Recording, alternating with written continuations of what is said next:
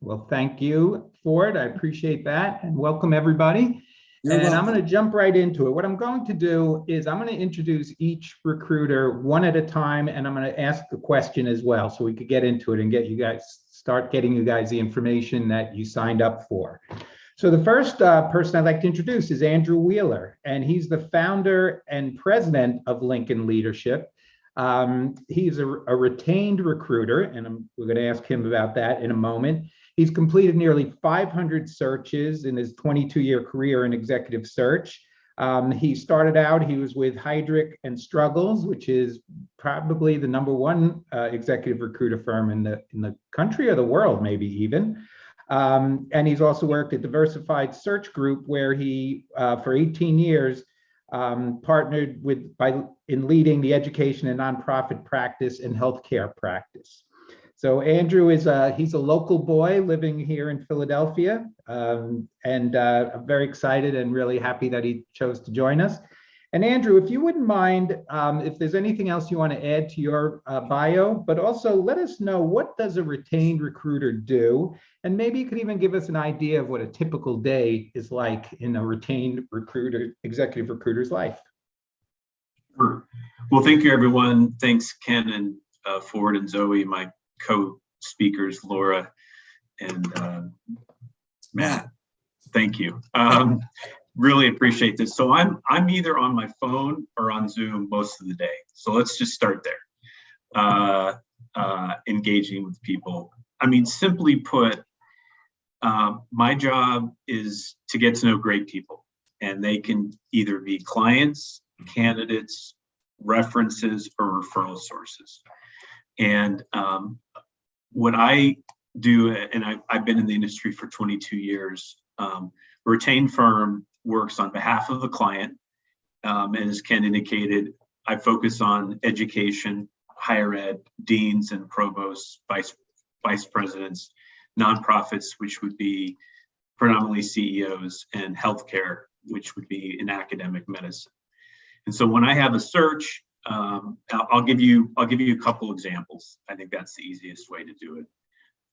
I am privileged to be working on behalf of the Columbia University Climate School. It's a brand new school in New York City, and they've asked me to find their head of executive education, working with getting corporations engaged to spend money to work with faculty from the climate school for certificates and other things. So I got the call to do this search in the late fall, and we bill the client a retainer that's payable over a period of time, and we are very much a consultant to Columbia, and that involves interviewing a number of people to spec and lay the foundation for the job description and the requirements. We then go out and tap our database and identify people with their own research that have the qualifications. So we engage people. And I like to say, I want to get executives on the dance floor. And so we have engaged a number of people, and they want someone who has executive education experience, mostly from business school, top 10, top 20 business school. And so we presented about 10 candidates to the hiring authority, and that got widowed down. They interviewed 6, and now they have 3 finalists who are going to Columbia next week. When we interview a candidate, we're trying to understand their narrative and story. We're trying to assess their strengths and weaknesses to provide an assessment to the client. Once the client, Columbia, has identified the candidate choice, we then match up compensation expectations and what the client can pay. This is the trickiest part of what I do. While I'm representing the client organization, I also have to make sure that the candidate's expectations and needs and interests are being met. So it is clearly a dance. And so while I'm facilitating the negotiation, I want to make sure there's goodwill in the process. I'm going to stop, Ken. My average day is it's talking to great people on the phone or in Zoom. So I'll stop and turn it back to you. You mean you could have left it at that, right? Yes. No, actually, by giving that example, I think you gave a great idea of what a retained recruiter is. And I also think it's interesting in that, yeah, you're being paid by the company, you're retained and paid by them. But if you're not giving them right people, if the people you're bringing to them aren't good candidates, you're not going to get another call from that company. So you really seems like you do have to balance the needs of both. Yeah, So absolutely. Yeah. Great. Thank you, Andrew. And now I want to introduce Matt Levy. And Matt is a corporate recruiter, as Ford mentioned, U.S. talent acquisition at Kite Pharmaceutical, which is a Gilead company. And Matt joined Kite in 2018, and they're an oncology cell therapy company. And he has a team of 15 recruiters and responsible for filling 1,000 requisitions per year, which is quite a few requisitions for 15 people. Matt has been in HR and talent acquisition for a while at a number of relatively well-known companies, Merck, Amgen, and Johnson & Johnson. You might have heard of one or two of those. He was on the board of directors at PSPS here in Philadelphia, and he was the chairperson of Beacon back in the day when he was a kid in his youth. So we're very happy to have Matt here. And Matt, would you tell us what the life of a corporate recruiter is like and what a day might look like for you? Yes, excellent, Ken. And thank you for having me. It's great to reconnect with so many old friends, as I haven't had a chance to do something like this in a while. Yes, corporate recruiting is also a very fast-paced career. Normally, corporate recruiters, if things are paced appropriately, are carrying anywhere from 20 to 25 to 30 requisitions at any given time. We call them requisitions. That's the stage where there's a job opening at the company. And the recruiter is responsible ultimately with the hiring manager to fill those requisitions. This is a heavy workload because the corporate recruiter needs to engage with the hiring manager at the beginning of the process. We call that a recruitment strategy meeting. Sometimes you might hear it called an intake meeting, to understand from the hiring managers what are the must-haves and nice-to-haves to fill that particular position. They also ask the hiring managers lots of other questions, maybe pertaining to, relocation, interview panels, et cetera. But then the recruiter goes off and establishes a sourcing strategy in order to solicit a candidate pool. Many times it involves the basics of posting a job on the company website, and many companies have arrangements with other job boards where once you post on the corporate job board, it then goes to other job boards as well. For example, LinkedIn Jobs is a biggie these days. Indeed is a biggie these days as well. But once that rec goes up on the job board, the recruiter then has to assess candidates on the requisition, determine who they want to share with the hiring manager, do phone screens, participate in interviews, and ultimately help to determine what type of offer to make and work with that chosen candidate to quote unquote close the offer, and also speak with candidates, of course, that are not selected. And so it goes day in and day out. Well, and you clearly are keeping very busy over there at Kite, and that, being here in the Philadelphia, New Jersey area, we have a lot of pharmaceutical folks and a lot of people who want to get into pharma. So I might ask you about that a little bit later on, but glad you're here. And last but certainly not least, I'm excited to introduce to you Laura Casper, and she is president and CEO of Monarch Staffing, a woman-owned boutique. They do staffing, training, recruiting, and HR consulting. And they do fill a lot of roles for admin and office support, customer service, sales and marketing, HR, purchasing, and supply, to name a few. And Laura is a multi-award winner. She was a Philadelphia Journal Brava Award winner. She won the Spirit of Excellence from Delaware City Women's Commission.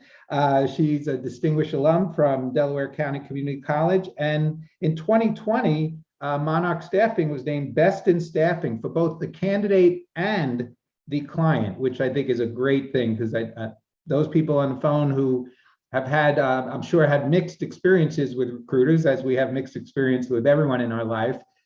Some that are great taking care of and communicating, and some who are not. So I think that's a great accomplishment, Laura. And so if you wouldn't mind, if there's anything I missed, please fill it in and let us know what the day in the life of a contingency recruiter is. You're on mute. All right, hi everyone. Thanks for having me. Yeah, excited to be here. So I work in the contingency world, and it is a crazy business here. So last year we had our best year ever. Clients are really shorthanded. We fill a lot of contract roles. So companies have downsized through the pandemic, are in a hiring frenzy. So we are kind of that complement a lot of times in between the hire. Somebody goes on a leave of absence. They might have a special project. Maybe they're just digging and just can't find somebody. They'll bring in a contractor. So, our jobs range from I need somebody for a week to handle the phones, as to I need somebody for, a year to do a special project. So it really runs the gamut. So we are all day long interviewing candidates, handling our clients' requests. We're kind of the 911 when it comes to the staffing agency business. People usually don't call them staffing agency. Oh, I'm so happy. I need 3 temps for today. No, that's not how it goes. It's usually, it's an emergency and I need these 3 people and I need them tomorrow. So we act pretty darn quickly in getting our candidates out the door. We have a pool of people that have already been vetted. But we are pretty fast when it comes to, looking for people and getting them help very quickly. Although, we do have quite a bit of our business over the past year where contractors will be called in and they will be short staffed and the person just goes in and works for a day or 2, whether it's a receptionist, even accounting clerk. We've had administrative assistants within maybe 2 weeks.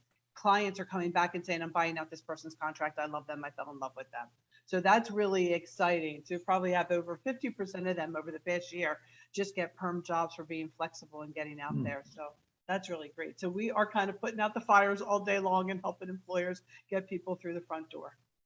Oh, that sounds great. And actually, Laura, I jotted down a question about how often do people go from part-time to full-time, because a lot of people listening, maybe they feel like I need money, I need to have an income, but I haven't found the job yet. Maybe that's a way in. So it sounds like that. We have a lot of job seekers in between time that are coming to us and, they get out, they get exposure, they see some of the companies they like to work with, and then maybe they see some of the companies they don't want to work with. Right. And just continue on as a contractor, but that kind of really depends. But it gives people an opportunity to kind of test the waters, and a lot of people coming back from their COVID epiphanies or whatever they decided to do and make changes.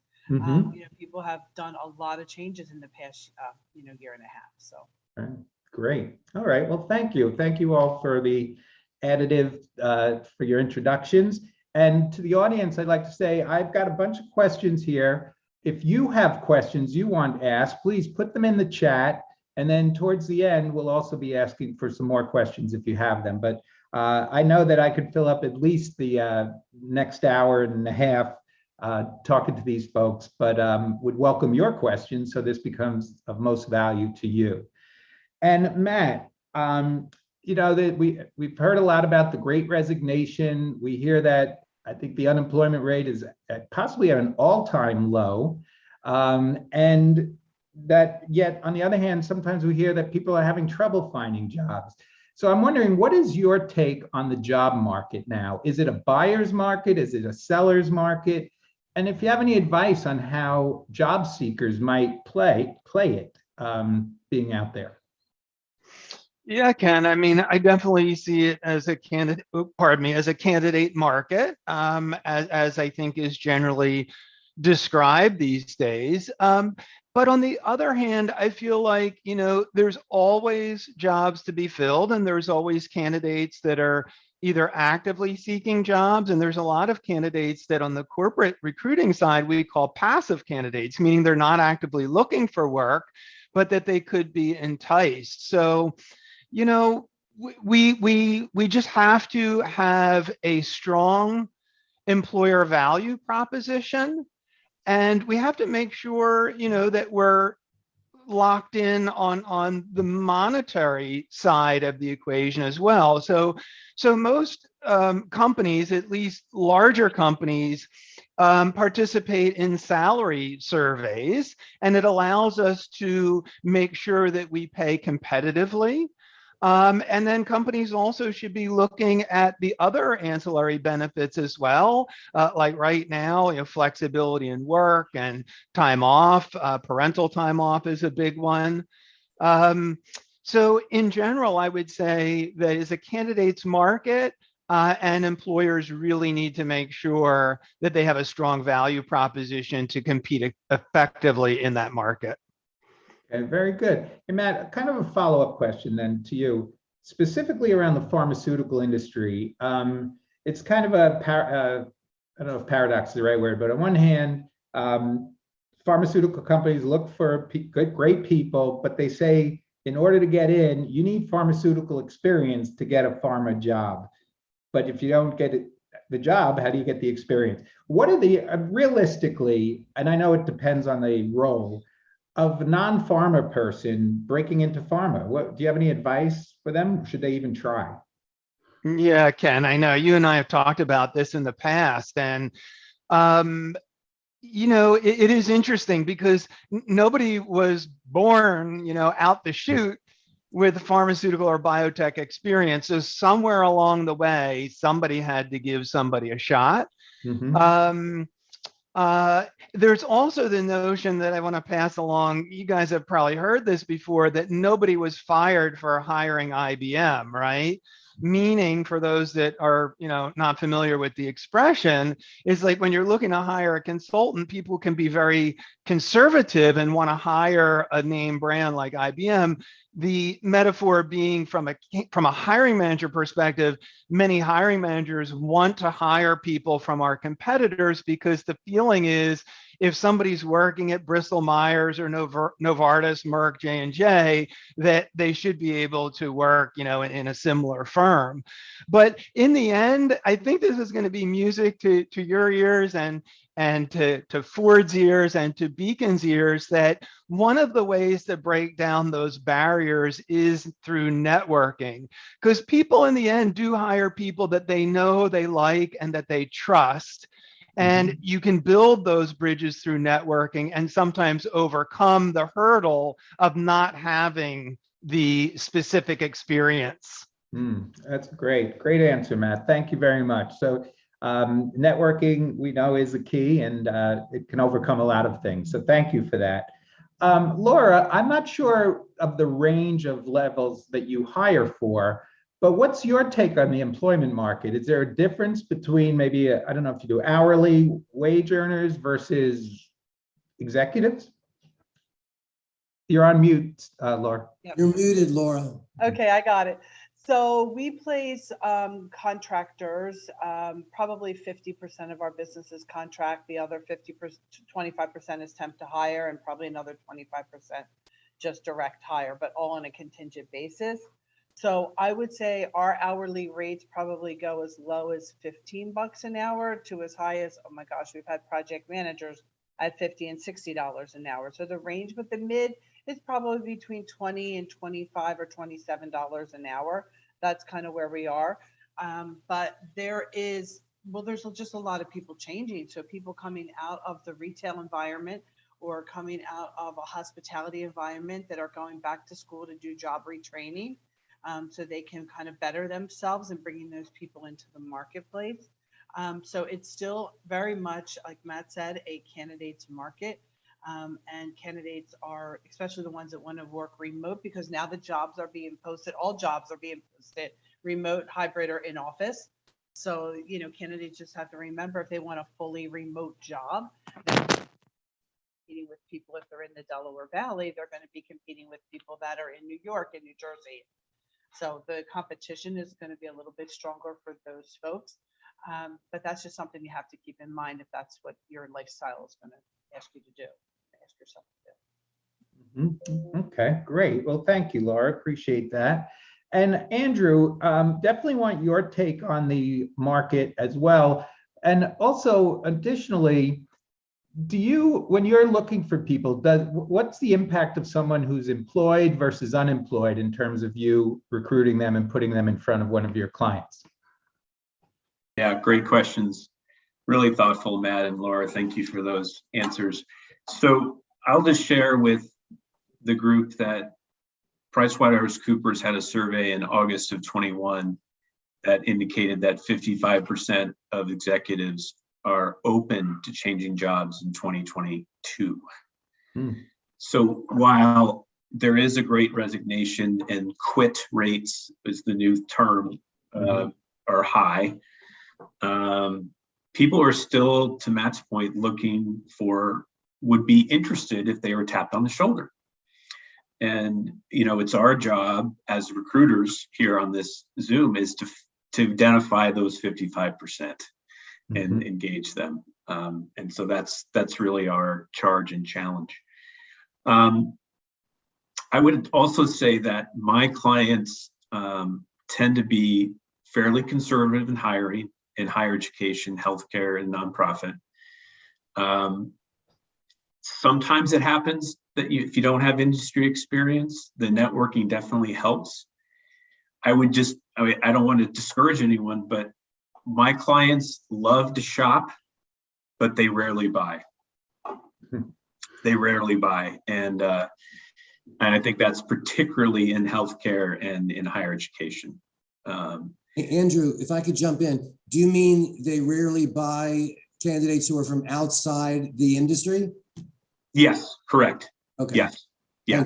Now there is one exception, is that in some administrative roles, they might be open to finding a finance executive in a different industry or compliance.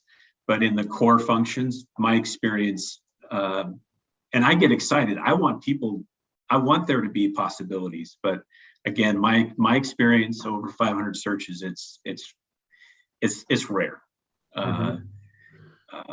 And I think, look, the people always have reasons why they're not fully engaged right now in an opportunity, and they're oftentimes valid reasons and so forth.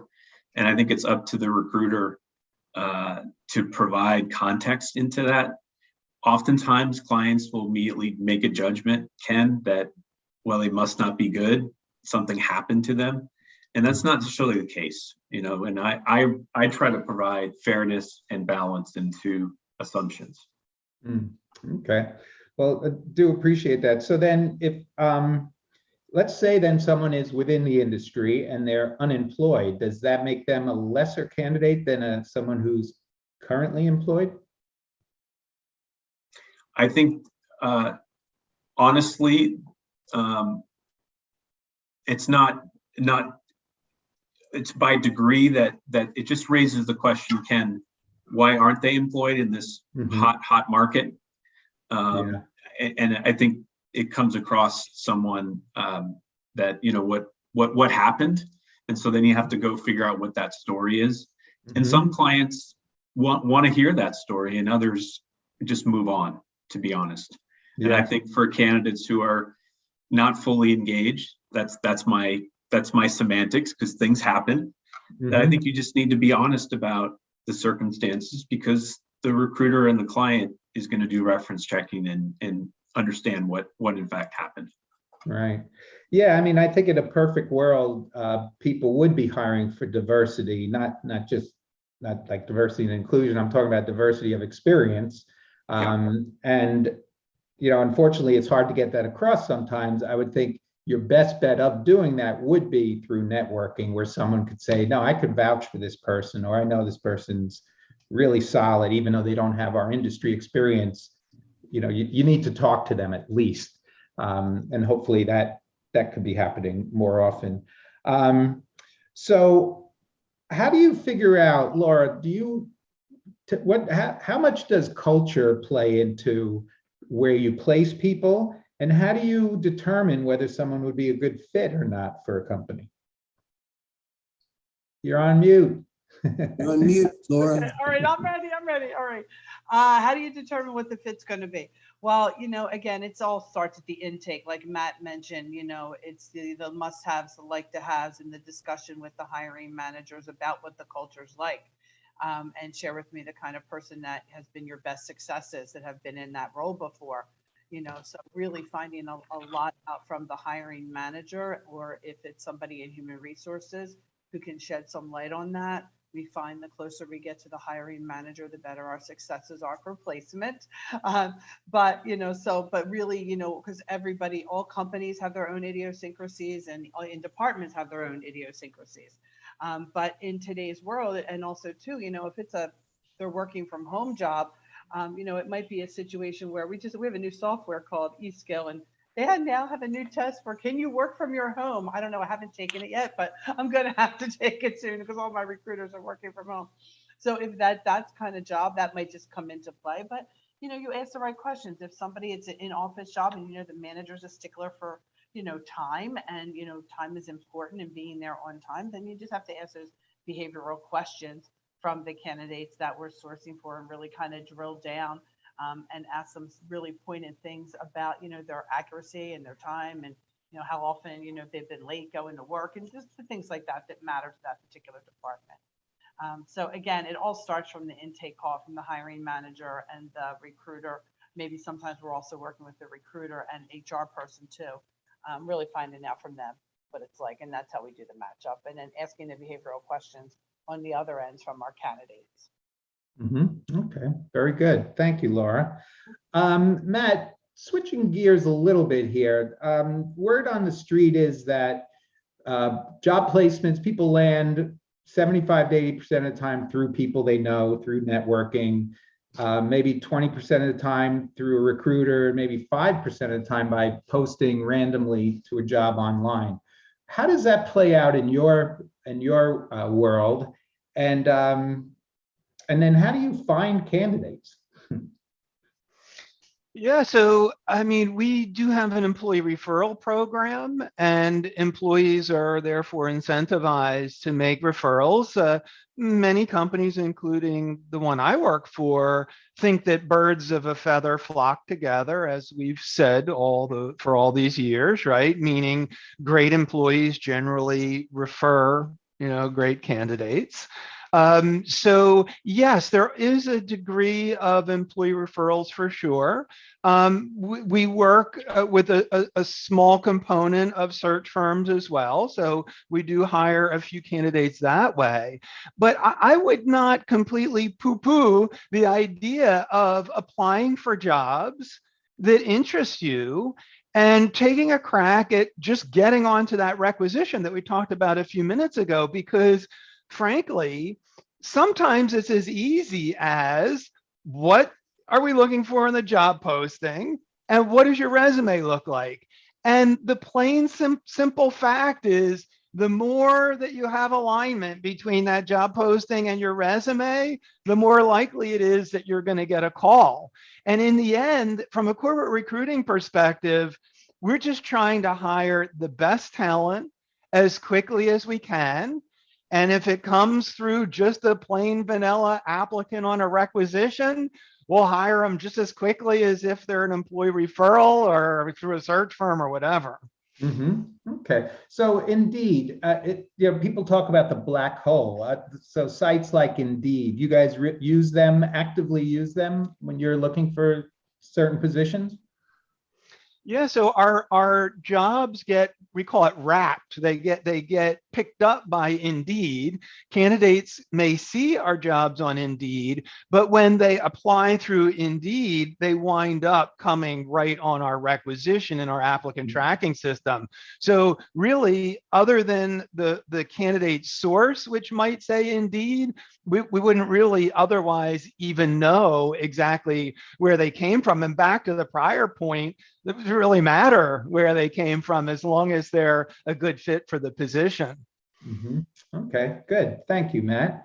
And Andrew, and this actually is a question from the audience that I think it flows nicely with this discussion right now. And what is your process for finding and identifying qualified candidates? Where do you look for them?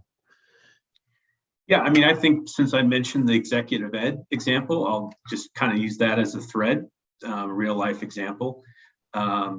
So we have really a strategy around passive candidate recruitment. And in this case, we looked at really the top 30 business schools and identified people who are sitting in senior level roles in executive education. And because Columbia has a lot of brand cachet, Lincoln Leadership is new and it's a nice brand, but it's new, but it's not Heidrick and Struggles.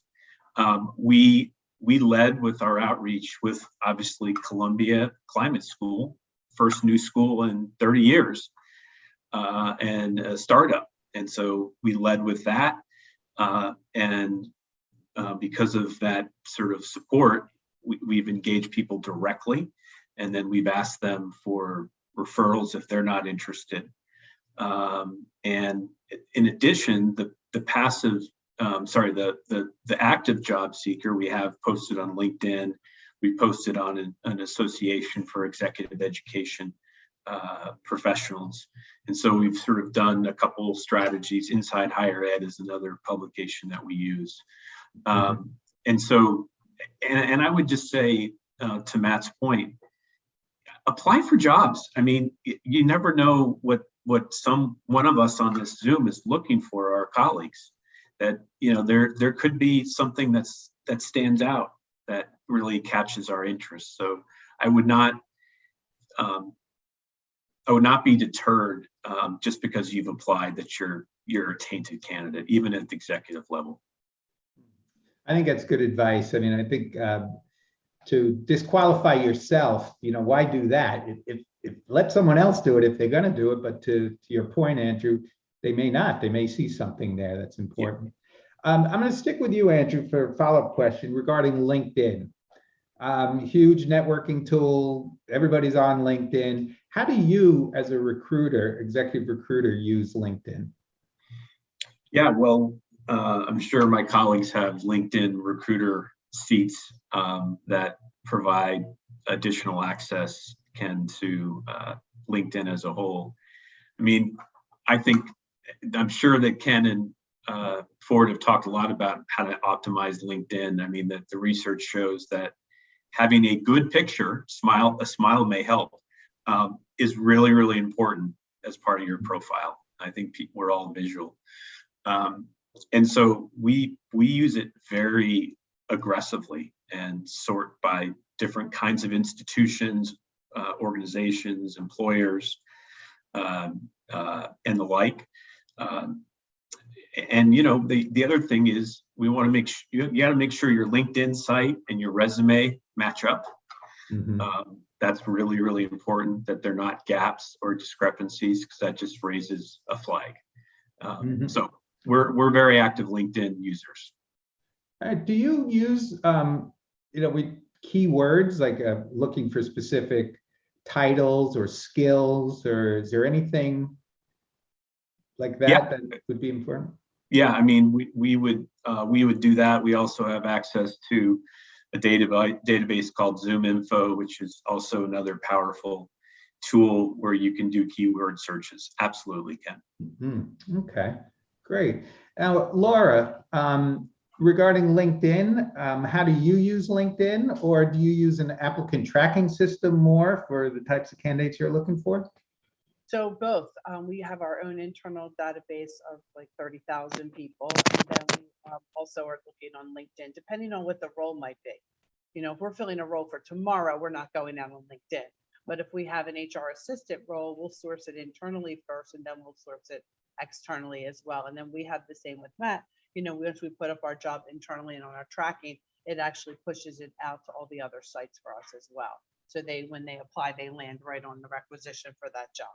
So, you know, most of our recruiters' days are spent either on the phone or on Zoom interviews, or talking to our clients about what it is that they might need. Mm-hmm. Okay, so if you were advising someone writing a resume or a LinkedIn profile, what strategy should they take around? I always say, you know, I'm of the mindset not to put your whole resume out on LinkedIn. I really think that you know, as an executive or anybody looking for a job, you should go under each one of your jobs and put your key contributions. So it's almost the bait on the hook to get the person to give you a call, whether it be the recruiter or the hiring manager at another company. Because sometimes when people put their whole resumes out there, it gives them too much to screen out and not enough to screen in. So I always advise candidates to put your best bullets, your key accomplishments under your key jobs with the correct words, and let the recruiters call you for an interview and then get your resume. You know, that I don't want to, you know, the whole adage, why buy the milk and get the cow for free kind of thing. Mhm. So, you know, keep a little bit of mystery and, you know, put your key accomplishments and let them say, wow, they've done this, this, and this. I need to talk to this person. That's what I would be advice for job seekers. Okay, great. Thank you. That's good advice. And Matt, what about you? First of all, I guess how do you use searches, whether it's in an ATS or well, actually, let's first focus on LinkedIn. How do you use LinkedIn to find candidates? Yeah, to Andrew's point, we have LinkedIn Recruiter as well, which is this powerful and I'll add expensive back-end access to LinkedIn to search for what we call passive candidates, again, the ones that are not actively applying for jobs. And really back to sort of the KISS principle of keep it simple, stupid, we will generally search on industry, you know, so like if I'm looking for a recruiter on my team, I'm looking for, you know, biotechnology, pharmaceuticals, if I feel like I need the industry experience. You can also screen on the function, which in the case of recruiting would either be HR or staffing and recruiting, I think is one of them. And then titles, you know, searching on titles to make sure that you're getting the right level. And then we could filter in some keywords as well to help us narrow that search. Interestingly, like a search that delivers too many results is not good. And a search that brings too few results is really not good either. So what we do is we tweak our search parameters to try to get in that sweet spot. And it might depend, but just for conversation's sake, like if you get search results maybe in the 20 to 30 range, something like that, that might give you enough to say, hey, let me start paging through these, looking at the headlines and summaries for people that match the criteria that I'm looking for. Okay, so would you put a value difference on titles, like making sure you have the titles that you're looking for versus the skills that you might bring? Because this kind of also is going to lead to a question of switching careers. But do you use keywords beyond a job title? Yeah, certainly we would. For example, I don't know, in the area of recruiting recruiters, you know, we might look at applicant tracking systems. Like my company uses Workday, and if we'd like to hire a recruiter that's familiar with Workday, you could add Workday as one of your search terms. So I think that's useful. We also do a lot of the term is Boolean searches, right? Which is the and or and not, and that can help as well, because maybe you want like, you know, principal recruiter or associate director recruiter. So I'm just making this up, but that gives us an ability to pull both and not screen out if a candidate happens to have a title that is similar but not aligned to the one that we're using. Okay, very good. Thank you, Matt. Andrew, do you guys use applicant tracking systems at the level you're recruiting? Yeah, I mean, it's a little different. We do have a what we call a CRM, the database that we can port backgrounds from LinkedIn right into it, which I'm sure you can do, Laura and Matt, which is very, very useful. I know someone asked in the chat, can we just get rid of ATS? My point of view is LinkedIn is the database that at least we use all the time here at Lincoln Leadership, and porting things in. So LinkedIn is the tool of choice. And, you know, Matt, Boolean logic is important in what we do as well. Yeah, I mean, it's interesting to hear because I think a lot of people put a lot of stock in the applicant tracking system. I got to have the right keywords to beat the bots and get in there. And yet, the more I hear from recruiters, the more I hear is that it's more a CRM, relationship manager. What CRM? What's this? Customer relationship. Thank you. See, a customer relation manager. That's how I've heard lately. Recruiters seem to be using ATSs more than keyword searches. And if anybody disagrees, please let me know. But I kind of get that sense. Laura, is LinkedIn a big part of your search world? Do you use an applicant tracking system more? What is your take on it? We have our own internal applicant tracking system. LinkedIn is probably only used for our higher position or direct hire, but not for our everyday. I need somebody. I need 3 people for next week. For the bookstore, I need 10 clerks to do a special data entry job, or I need 3 administrative assistants for a special project. In our own internal database, we already have those people qualified. Just a matter of getting them on the phone and getting them. So in your applicant tracking system, are you looking at keywords or are you looking at positions? Keywords. Keywords. Keywords, Okay. yeah, and titles of jobs and keywords. Yep. Okay. Yep. Well, with that in mind, talking about requirements, when you have certain requirements and you're looking at keywords and titles and all, how should applicants view requirements? Should they be viewing it, Laura, like I need to have all of these to apply, or how do you look at that? No, I mean, I think if you have, depend on how many requirements there are.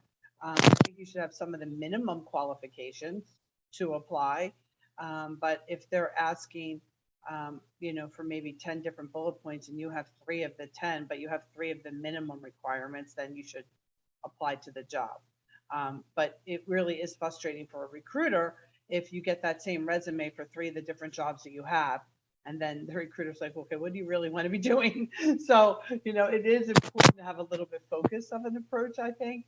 And really, it's specific by job. I really think it's very specific by job. Yeah, because I mean, typically I'm sorry. That job. I don't think you have to worry about checking all the boxes, Ken. You're asking me that. Okay. Well, typically, though, the requirements listed, it doesn't necessarily say, you can't hear me? Can you hear me, Matt? Okay. Yeah, Laura is on mute. Yeah. Okay. Anyway, let me move over to Matt then. Matt, Laura brought up a couple of points, 2 points, actually. One is requirements. How many requirements? I can hear you. I can hear you and everybody else can hear me. Okay. I think, Laura, your microphone wasn't great either. I don't know if there's you're having audio problems there. But Matt, requirements, how do you look at requirements? And also, how do you look at people who apply for multiple roles in the same for your company? Yeah, that's interesting, Ken. So we post basic requirements, but we hire to the preferred requirements, and like this gets into a bit of a technical discussion, which we certainly don't want to bore our audience, but I think there's something that bears pointing out, that companies, at least larger companies, do need an applicant tracking system, because that will be our system of record in case we're challenged on a hiring decision. And the applicant tracking system will retain who the applicants were, who was selected, who wasn't selected, and why. So we got to be careful about this idea of sunsetting applicant tracking systems at larger companies, particularly because of that need. So that was one point that I wanted to interject. Ken, bring me back to the point of the, no, I'm glad you did. Again? Thank you, Matt. Hopefully you guys know, jump in anytime if you want to add something or whatever. Talk over me. I'm fine with that. Oh, it was the qualifications. It's about requirements and then applying for multiple jobs at your company at the same time. Right. One of those technical factors is companies that have their act together from a talent acquisition perspective, they need to be clear in what the basic qualifications are, because that helps us define, who is an applicant in a technical sense. But the key point of this conversation, I think, is that we hire more to the preferred qualifications back to, that we're looking for the best possible fit. Mhm. And then your other question about candidates that apply to multiple jobs, maybe different recruiters think of this differently, but I will admit that it gets my eyebrow twitching if we see in the applicant tracking system that a candidate has applied to 100 positions. And we do see that the applicant tracking system at big companies tracks all of that. And when I see that, I'm like, are you kidding me? Like, what is it that you're after? What do you want? And are you just, using buckshot and have no focus whatsoever? Now, I wouldn't let the pendulum swing too far in the other direction, like be so selective that you're applying to one job every 5 years at a company, but somewhere in between to show some selectivity shows that you have a focus and an interest and a passion in a particular area in your career. Very good. Thank you, Ben. Very quick follow-up. So when you get a list of requirements from your hiring manager, are you looking for 100% of those requirements typically, or is it, I'm sure it will depend on each job, but are there some, I think Laura might have mentioned, that are less important than others? Yeah, some are more important than others for sure. Like in the pharma and biotech industry, we were talking about sort of that industry experience. That may be an example of a preferred qualification that if we're able to meet it, then we would probably go in that direction. Okay. Thank you, Matt. And Andrew, this comes from the audience as well. And I think it's particularly pertinent to executive, higher level executive searches. How long, what are your thoughts on the resume length and format? Just quick example, a functional resume, as you know, doesn't chronologically list jobs. It's just highlighting the accomplishments. Do you like that for, I guess, older candidates or more experienced candidates? And then again, back to the length of the resume or this format in general. What are your thoughts on that? I don't like functional resumes. I like chronological ones. Matt is smiling. I want to know where their trajectory of where they've been, the companies or institutions, and how they've gotten promoted. So I personally frown on functional resumes because I want to see that kind of progression. And I think to Laura's point, you really want to highlight your impact and accomplishments over what you did and your responsibilities, because we're looking for measurable results, whether you've grown sales, revenue, saved money, whatever it might be. So you have to lead the reader with clarity, because we're looking at these resumes 2 to 3 minutes, and maybe that's long. Right. It might be even shorter, with, again, the requirements against what you have. With respect to a resume, I think 3 pages is sort of the limit, I would say, for an executive. I don't mind seeing more detail than not, frankly. I did get a resume yesterday that's 7 pages, and you're just kind of like, you're not that important. You're not that important. She's back on mute. Higher ed always has a lot, Andrew. You're in higher ed. Yeah. So I think the key thing is the resume. You're telling a story, and the key thing is you're the author of that story. So what do you want to? What 3 things do you really want to communicate about you and that story? And I would focus on those 3 things and make sure the narrative is intertwined in the documentation. Okay, well, related to that, and as a follow-up, Andrew, then when you look at a resume, I mean, I don't know how they come up with these statistics. They say actually recruiters look for 7 seconds. You have 7 seconds to grab a recruiter's attention. Regardless of the time frame, where do your eyes go? Like, what are you looking at? And is there something you could consciously point to that you say, oh, they're out, or, ooh, I want to keep reading? Yeah, I mean, I spend the most time on their current job because that's to me the most important analog to what our clients are looking for. I mean, for example, again, I just come back to this Columbia example because it's helpful. Because they had a requirement that was hard and fast. They wanted executive education experience in a large university. So in some ways, it made my job actually really easy. So if they didn't have that currently, I'd put them in a different pile. I mean, it was just really as clear as that. I'm doing another search for an executive director of an energy center. Everyone thinks they're an energy expert right now, and yet some people don't even have any related experience. So, you know, I think there are a lot of people in life who think that they're right for any job, and that's why they apply to multiple jobs. So. Oh, does the I guess that's confidence, right? It's good that I have confidence. We'll give them the confidence check there, but absolutely. Does the summary, that opening statement on a resume, how does that impact you?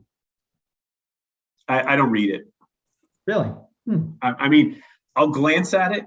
I'm not trying to say it's not important, but again, I'm looking for the chronological order and accomplishments. So. All right, very good. That's my honest answer. No, I appreciate that. That's what we're looking for. Matt, do you look at the summary at all? Are you a summary kind of guy, or where does your eye go on a resume? Yeah. I mean, a lot of times I check out the education to see what we're working with, particularly if I know what the hiring manager preferences are in that regard.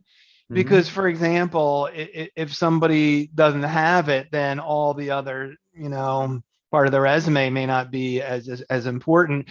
Again, I got to bring, like it or not, eggs and tomatoes or not, it's like the keep it simple piece again.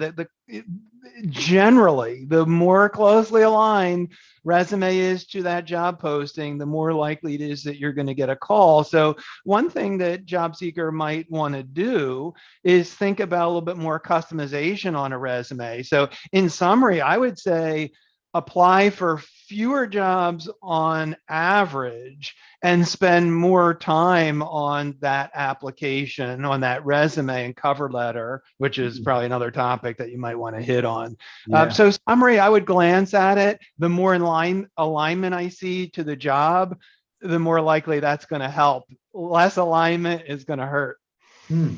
That's a nice way to phrase it, though, to take more time on less jobs, I think is a great way to go. I saw someone the other day had somebody posted for 250 jobs and they didn't get one offer and they didn't know why. So that might be you might have that answer there. Laura, how about you? How do you look at resumes and what advice might you have for job seekers? So, I read resumes across and down. So I am looking at the summary first, and then I'm looking at the chronological order. Looking for gaps, what has happened, and probably about 7 to 10 seconds, really quick before I decide if I'm going to make that call or not. But I do read them across and down. So that's kind of Okay. Now, what about, Laura, when you go to LinkedIn, and in particular, I'd like to ask you about the About section of LinkedIn. Does that play into your consideration of a candidate? Depending on what I'm searching for, it may. What will definitely be a big turnoff if there's not a picture there, and I'm dealing with the ghosts, that'll be a big turnoff. And if the resume doesn't really align with the profile that's on LinkedIn, that would be a big red flag to me. But I do put keywords in and key phrases to pull out certain levels of people depending on what the search might look like.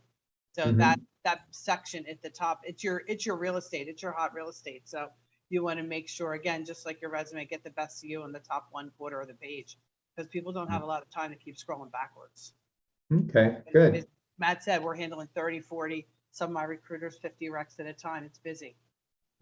Right. Okay. Very good. Thank you. Yeah. And the photo, I'm glad to hear you all talk about the importance of the photo, because I think a lot of people do take it for granted. I usually counsel my clients. Here's a bonus tip for you listeners. The serial killer look is out. You want to go with something a little warmer, a little more friendly looking. So that's a bonus tip for all you folks listening here.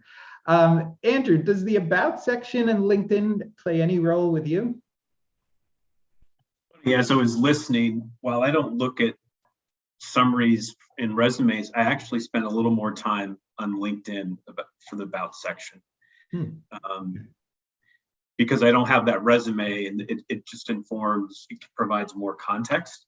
So it's actually an interesting juxtaposition.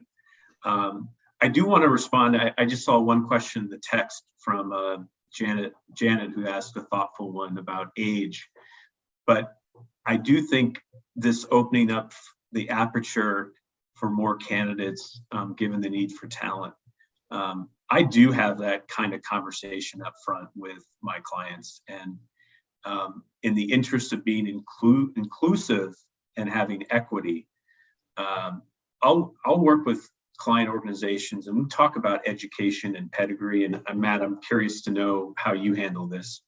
And I've done work in pharma and biopharma, and know that they want, you went to Harvard undergrad, did your MD at Penn, and did your residency at Stanford. That I try to push my clients to be open on college and educational background. And it's sometimes it's an uncomfortable conversation. The other thing is, a lot of people have master's degrees, but a lot of us don't, including myself, who are pretty talented. So for administrative and executive roles, this whole notion of masters, I try not to make it a requirement. I try to make it highly preferred. And again, I want the aperture to be open because of the scarcity of talent. Some clients go for that, are open, others don't. Others are fairly rigid, Ken, and closed. But I think as a recruiter, I want to infuse an inclusive process, and the more requirements that are stringent are by definition exclusionary. Matt, I'm curious about the pedigree at a place like Kite.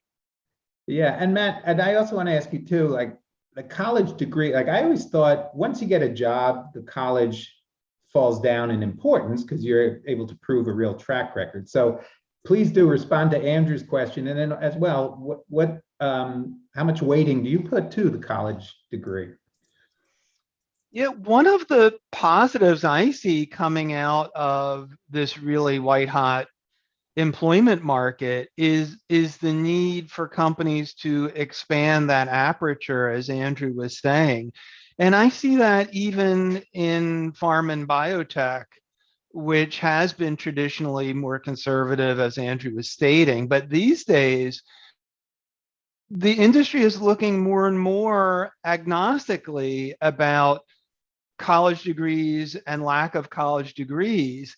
And again, one of the things that I think is great that's going on in industry is that there's an acknowledgement that not everybody has the same ability to get a college degree as others. And therefore, like we, as an industry, we want to be open to individuals that have a tremendous amount of experience without formal degrees, and we feel like they could be just as qualified. And in fact, you'll see on many job postings more these days where it says high school and such experience, when if you don't have a degree, generally you require more experience. But it's a really positive trend in my humble opinion. Yeah, I would agree. I think that your track record in the real world, I think, can be a pretty good indicator of how you're going to do. I'm glad they don't take into account my college degree. Let's just put it that way. What college degree? I want to make sure, because we got like 20 minutes left, so we've been responding. If you folks in the audience have questions, please put them in the chat so we can get to them. We're all watching them. But let me start this one with Andrew. What do you suggest what's the best way for a candidate to work with a recruiter? We hear stories a lot about, oh, I was talking to this recruiter, we had this great conversation, I interviewed, and then I never heard from him or her again. How do you suggest candidates work or don't work with recruiters? Yeah, I mean, clearly in our industry, the ghosting does happen, and it's not right. So I'm just gonna own that. And we as an industry need to do a much better job. I would suggest that candidates help us sometimes and follow up. I personally appreciate the follow up because it triggers a response. I think the key thing with the recruiter and candidate as a retained is just clarity of process and expectations around timing. So when I work with executives, I say, look, we're going to go to the client, present your background confidentially next Tuesday, and I'll have feedback by the end of the week. If for some reason I haven't gotten to you, it's not, you may not be out. It's just, I need your follow-up. So I invite personally follow-up from the candidate. I know someone asked, I think, do you get feedback if you don't get the job? And I think it's important to give feedback because you as an executive have gone through the process and you deserve feedback. So I will really engage clients with what can I tell Ken that's going to be helpful and additive, or this is what I'd like to share with him. Because again, I'm representing the client. I want to make sure that I'm promoting their employer brand, but I also want to be helpful to the dignity of the candidate. And so I do think it's important. Some clients say, well, we just found someone else. And you know, it's very, very limited. But there are times when I'm like, look, you know, Laura, you showed well, but you talked too much. You just didn't know when to stop and hit the pause button. And you know, that shouldn't, with someone who's too chatty, that shouldn't be new news, right?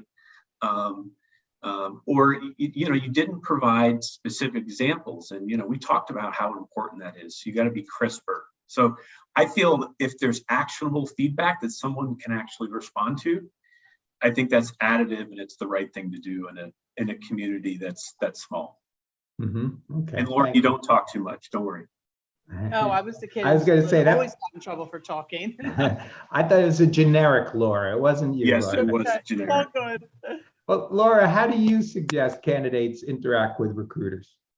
Oh, I would say the same. Definitely follow up via an email or just a voicemail message. Sometimes they have our texts, but usually we let them know that when we present a candidate to a client, we ask the client to give us 24 to 48 hours. Please get back in touch with us. It's just a really fast-moving job market right now.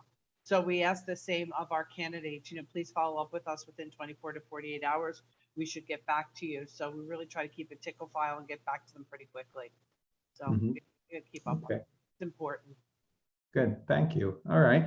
And Matt, you know, we hear a lot that the reason why feedback is not given is for legal reasons. We don't want to say something that we're going to get in trouble. What's the take in the pharmaceutical world as far as, you know, you've had great experience there. So what would you say about that?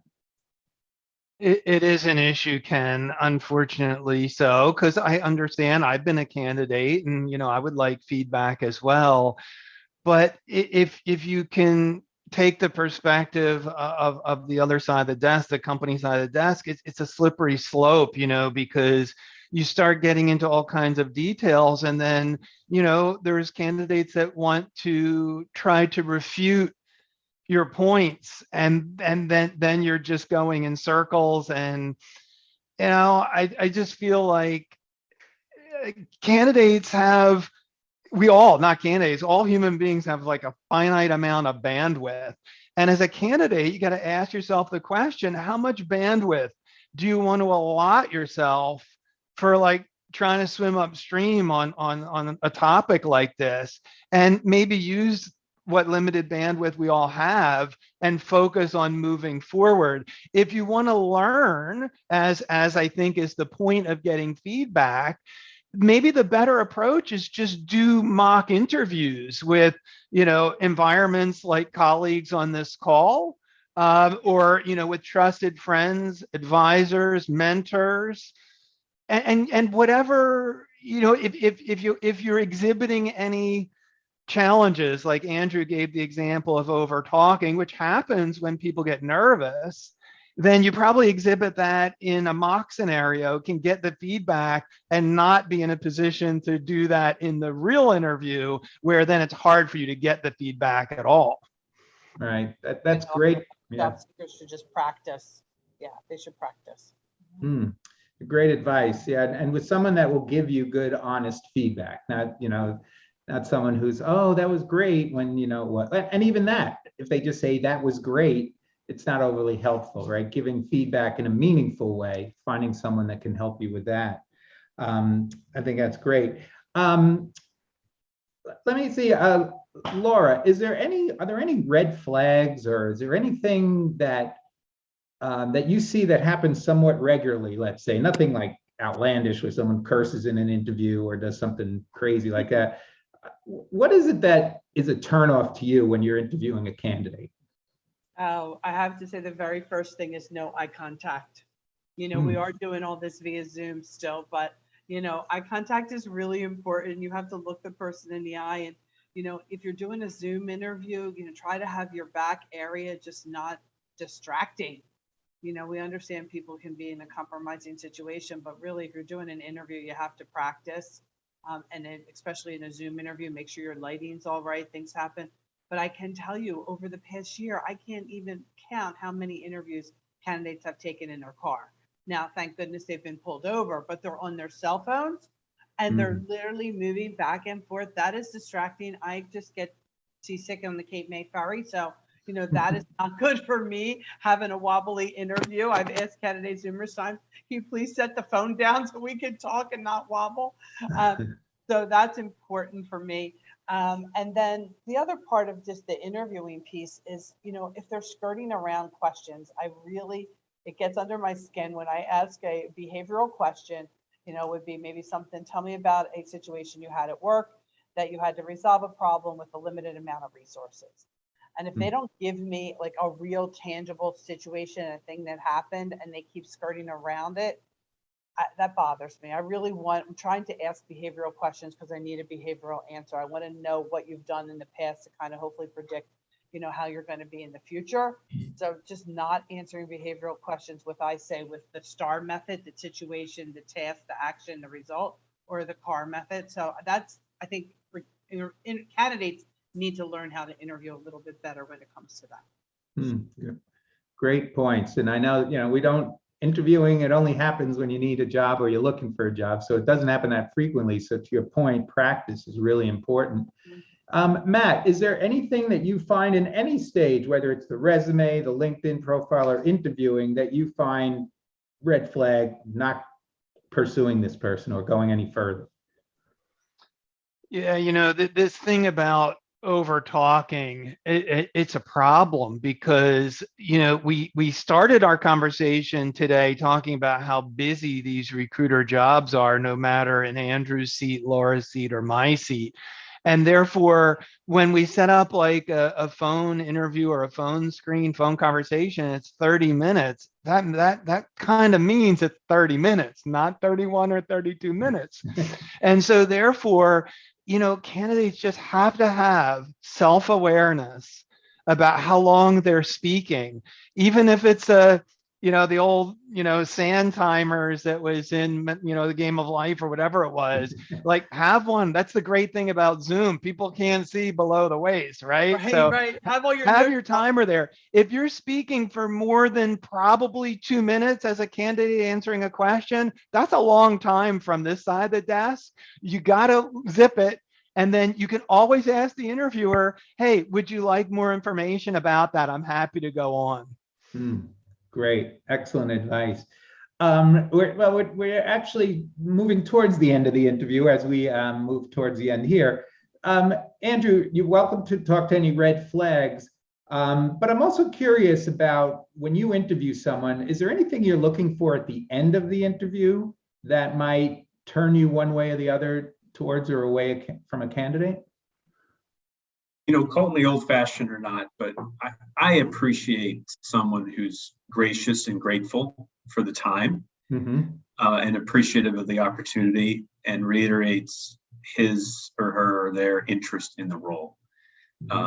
That leaves a very good taste. And I just can't second Matt. I mean, I hate interrupting people, but we've heard monologues and you're just kind of like, enough already.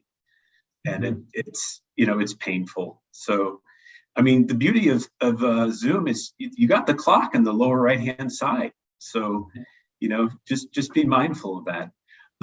Charlie Huntington, I think, had a comment that I'd love to just briefly address. And Charlie has been a longtime friend, and as you know, runs a great financial advisory firm, Huntington Cross Group. And we actually did a search for him, a client associate, and he was given a very nice offer. He got counter offered by his current employer. And we always ask a candidate, what happens if you get a counter offer, right? And some people say, well, we'll see. Well, that's not the right answer. We want to know, like, if they come to you and give you 35,000 more, what are you going to say? And we do some role playing. And our candidate was valued and we all knew that he might get a counter, and sure enough, he did. And it was a generous counter. And I think as a recruiter, you can't stop, right? You've got to, because of the market, we are very collaborative in a partnership way. And we sort of threaded the needle around that we couldn't match what they had totally in cash outright, but we had some sort of stay bonuses that we put on the table that allowed him to go back to his stakeholder, his wife, and say, it's not that much of a delta, we need to do this. So it was really credit to my client, to be honest, that they were willing to stretch. And so that was some clients don't want to do that, but it was really a great partnership. So, and it might be different for the three of you, but so it sounds, Andrew, like negotiation is something would that be expected after a job offer is made, or is it a turnoff? Yeah, I mean, it's expected. That's why I tell my clients, and I don't know what you think, Matt and Laura, don't go with your very, very best offer, top of the top, because you got to leave something on the table. It's been my experience. Everyone's going to negotiate. Yeah. So Laura, you find that too with the contingency searches, they're still negotiable? Absolutely. Everyone's negotiating. And so where do you stand on that? Are you helping your client do that negotiation? I mean, it benefits you obviously if they get placed, right? So yes, we help them. We go back and forth with our client, with our candidate, and there's not just about the salary. Andrew mentioned there's a whole lot of other factors that can come into play. Companies are getting really creative with quarterly bonuses and different kinds of incentives and some extra paid time off, leave of absence, all kinds of things, because they're trying to find the best talent, for their organization. So companies are being really creative in how they're structuring their offers these days. Okay, great. And Matt, in the pharma world, is there room for negotiation? There can be. I mean, I try to speak about compensation a bit earlier on in the process with a candidate that seems like they're going to wind up in a sort of a finalist situation. And sort of, I kind of zero in on that a little bit earlier. So at the time that I get to presenting an offer, we've pretty well calibrated on that. And if the candidate really starts to change their tune because they feel like they've got more leverage because I'm making an offer, I will circle back to that prior conversation and say, well, wait a second, we talked about that the other day. And, I thought we're good, sort of like what changed. And then I'll bring them back to the total offer, which involves both non-monetary and monetary pieces that we touched on earlier. And I think that's really important, is you got to just remind candidates those kinds of conversations, and so important. Not in a harsh way, but what changed, Mr. or Mrs. Candidate? Help me understand. Would it bother you if in the first conversation, in a screening conversation, someone said, can you tell me what the salary range is so that we don't waste each other's time? Because I want to make sure that we're in the ballpark. Would that turn you off, or would that make you feel like they value my time? If you're asking me, it would not turn me off, because there is a component of that. If they've got crazy expectations, then why bother doing this dance together? So I would say generally not. And it's something that we just have to work our way through to make sure. I like to say to a candidate, I don't want to get to the altar and then find out that we've got this big chasm, like you want to have kids and I don't, and we don't realize that until the end. That's a big problem. Now, granted, I don't use those metaphors in business, but within my friends here, you know what I'm saying. Right. You're an HR guy. You know better than that.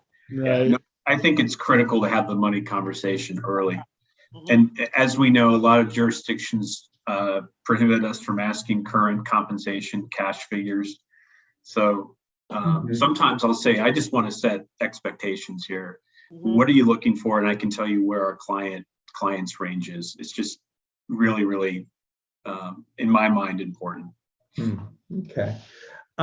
We've got about 4 minutes left, and no more questions. So I want to ask actually 2 quick ones, if you can give me a quick answer. Starting with Laura, is there anything a candidate has done that has really caught your attention? You weren't looking for them, you didn't call them, but something arrived in the mail or on your doorstep, or something that you said, whoa, I got to check this person out. Anything someone could do? Yeah, so I had a very interesting call with a candidate that I was going through email, and it was for a receptionist position for one of my client companies. And I said, I will set up a phone call with you for 10:15, so we can talk a little bit more. And when I rang her phone, she answered the company as if she was answering the phone for a company. Wow. So, hello, my name is such and such, I'm with such, and I was like, wow, that sounds fantastic. And I'm like, you're hired. No, we went through our due diligence. But I thought that was really very, very interesting, the way she did that. So that was great. And I really love, when candidates can really give me the answers to those behavioral questions, and they're very succinct and concise. And when I ask them, questions, I think that's really, really just makes my job so much easier. And then, when they're really, very hopefully upfront with me about the salary expectations, because like Matt said, we don't want to go through all that and not have a bad situation. Okay, thank you. Matt, any big attention grabbers for you? It's funny, we're talking about LinkedIn and the summary and about and all that. It floors me, the lack of reading that goes on these things. And what I'm referring to, like in my own profile, I say some pretty personal stuff there about what I'm passionate about. So I had a candidate that actually took a minute to read that, shot me a note, saying that they could relate, and that they were really interested in working for the company because they shared a mission around curing cancer. And I'm like, wow, like that's somebody that read and shares the mission that the company has. And that stood out to me. Great. That's very clever. Thank you. Andrew, anything for I'm you? just going to quickly go the other way. It's still important to dress the part on the interviews. I had a candidate show up to a client meeting in the East Coast with an Hawaiian shirt on. Hawaiian shirt. Yeah. And I love Hawaii and understand that, but we're not in Hawaii in the greater Philadelphia area. So just be mindful of the dress still. Yeah. Everything matters, doesn't it? Okay. So as I said, we're wrapping up here. Ken, I are there would any, are ask, there any actually, let me final- go around the horn here and ask, starting Laura, a quick 30 seconds or so, any words of wisdom? Oh, boy. For candidates, I would just say, be concise, practice, look up the behavioral interview questions that are going to be asked from you. You Google, knows everything, have all that information there. So use your resources, and then be sure as a candidate to close the interview. At the end of the interview, let them know you're interested, and then close the deal. I always say, ask, based on our interview, do you think I'd be considered for this position? Ask the, you want to ask for the business, you want to ask for the job. So I think that's really important. Candidates forget to do that at the end. That's great. That's great advice. I know when I used to interview salespeople, if they didn't ask for the job, I couldn't offer them it, because you're a salesperson, you got to close the job. But I think that goes agree. for all jobs, as you're saying. Candidates forget that. They get really excited and they forget to close the deal. So I think it's important. Great. Andrew, your words of wisdom? Very short. Just be your authentic self. Hmm. We want to get people off the interview speak. Be your Yeah. authentic self. Great. I'm glad to hear that. I always tell my people, it's hard enough to be yourself, let alone trying to be somebody else, for God's sakes. It's easier to be yourself. Great, great thought. Thank you. And Matt? And try to do what you love. Yeah, it's a lot. We spend a lot of time working, don't we? You might as well, if you can, find something you love to do. Well, I'm going to turn it back over to Ford to close out, but I do want to thank you three. Really great information. I trust that everybody listening, we started with 24 and we still got 24. So I think everybody saw the value in what you had to say. So thank you all very much. Beacon is the premier executive networking organization serving the Mid-Atlantic region. To learn more, go to beaconforlife.org.